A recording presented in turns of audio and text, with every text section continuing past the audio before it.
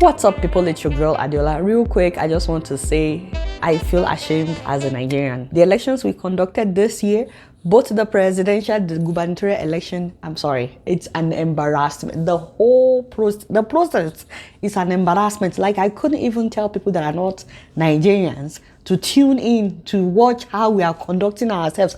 Baba, you see me? As in, I know it went well at some polling units, but everything that could go wrong went wrong at some polling units. Thugs snatching ballot boxes and getting away on Okada, snatching ballot papers from INEC officials, burning ballot papers, beating up people. Some of them are still at the hospital. INEC officials saying they won't upload results, and people were walking away. What's the point of me voting? We saw this video of some officials in Borno rigging results. In Lagos, many people were not allowed to vote simply because they said they looked like Igbos. I was like, wait, what? Like, how? Like, where? I don't care what anybody says. This election was not free and fair.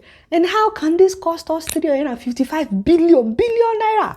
It's even hard to celebrate those that won, because when you look at the process, it was rigged at so many places. They are reporting low voters turnout, and I'm like, that's just rubbish. Many people did not get their PVCs. Even till now, some people have not gotten their PVCs. We saw a video of thousands of PVCs that were thrown in the bush. Some INEC officials were selling PVCs. Many people got to the polling unit. They were not allowed to vote. Thugs chased them away. Some INEC officials did not even show up at all at their own polling unit. People actually came out en masse to vote this year. So please stop telling us that there is low voter turnout. That is not correct. More importantly, we should not continue like this. The question is, how did we even get here in the first place? Because it wasn't like this in the past. I mean, I watched some old videos of Nigerian elections, like the one of 1959. People were more organized. Everything was smooth. I couldn't help but wonder what happened. Although, by the time I got to 1979, because I was watching several videos, I started hearing people saying election officials had not arrived by 10 a.m. People were complaining.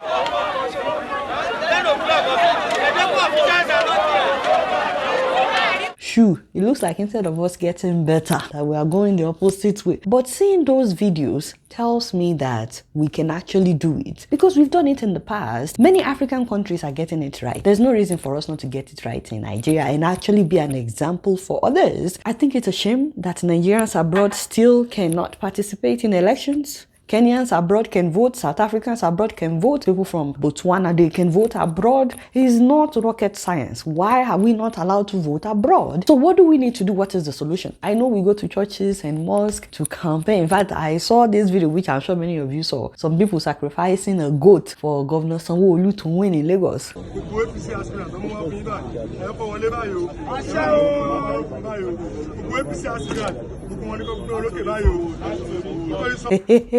Okay, I doubt if the governor himself would approve of what they were doing. I don't know, maybe he would. But is that a solution, or is there something else that we should be doing? Please put it in the comment section. We need to talk about this. We can't just be going like that. And speaking of goats, before I forget, by the way, next month, April, is Easter. It is also Eid al-Fitr. So please make sure you contact Help Me Waka to drop groceries to the doorsteps of your loved ones in Nigeria and Ghana before they get busy. They also have monthly subscription for grocery delivery, by the way. And if you sign up for 3 months, at the end of that, you will get a free 20 kg bag of rice.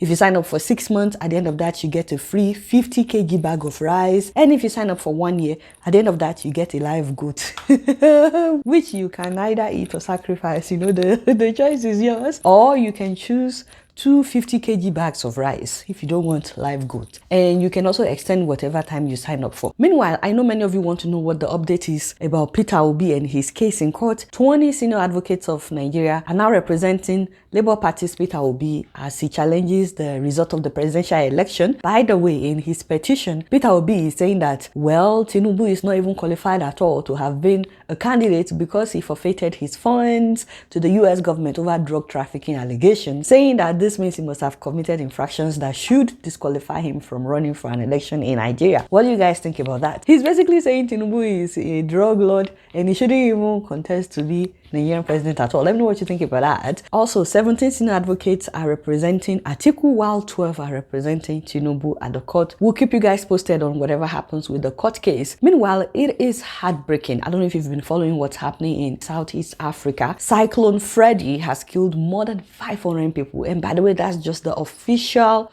record from authorities in Malawi, Mozambique, and Madagascar, a lot of people believe that the death toll will be way more than that. In 1 month, they got more rain than they normally get in an entire year.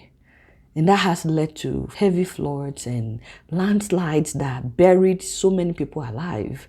It's so sad. Somewhere under these washed-off roads in Malawi are people. Rescue workers like Tresto and Chikafutwa are trying to find them.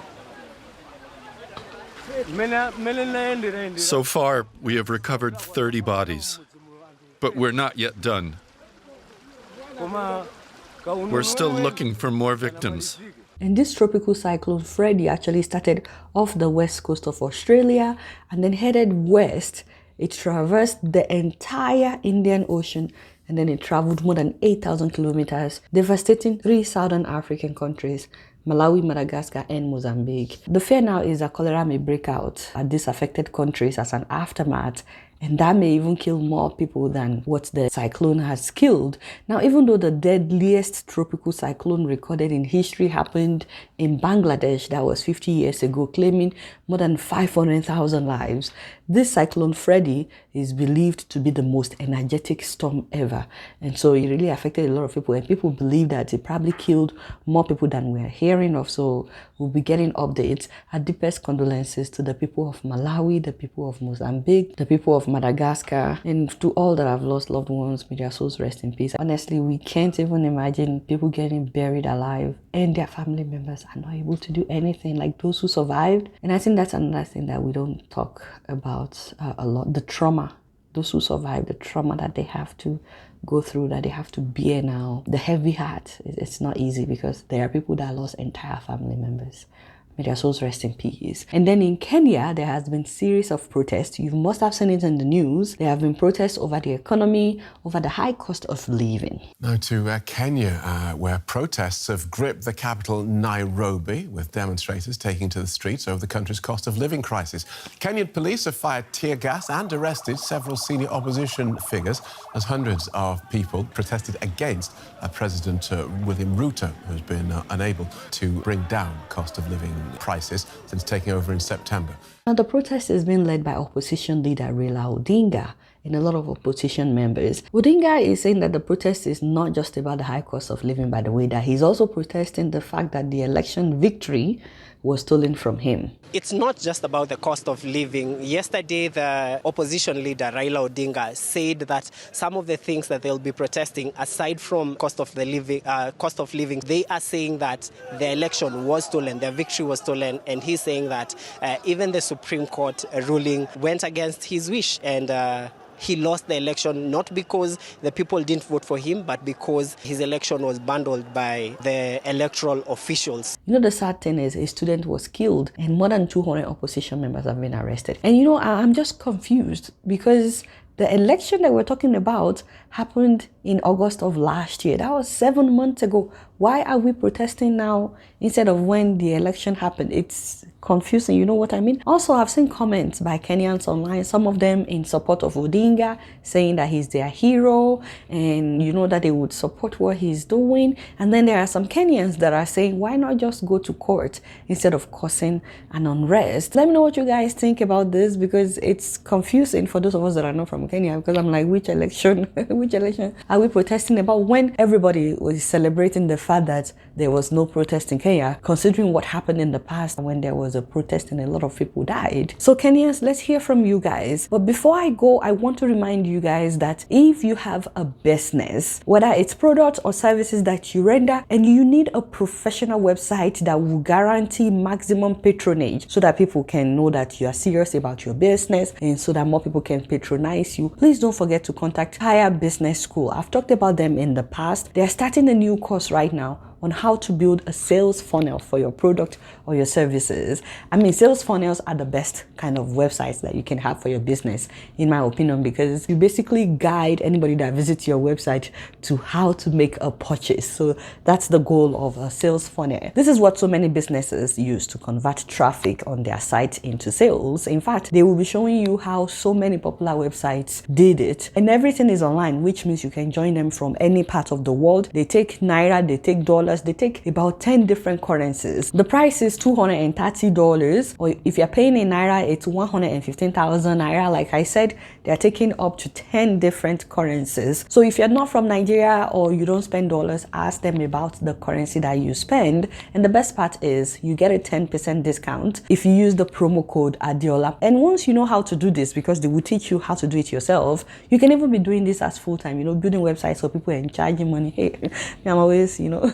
Anyway, please contact them if you're yet to, and you can also sign up for their monthly subscription to have access to all their courses, not just this one, or their lifetime subscription. I think you get like 30% for that, the lifetime subscription. So contact them, although it's only the first 30 people that will be getting the 30%. So please contact them if you're yet to. Did you guys click the thumbs up button yet? Thank you so much. I really appreciate you guys. All right, y'all, it's been real, and I'm keeping it right up in here. Don't forget to follow me on Facebook, Twitter, and Instagram. And if you're yet to subscribe to my channel, I'm watching you on Plasma TV. Press the subscribe button and the bell button. Until next time, I'm gonna see you all later.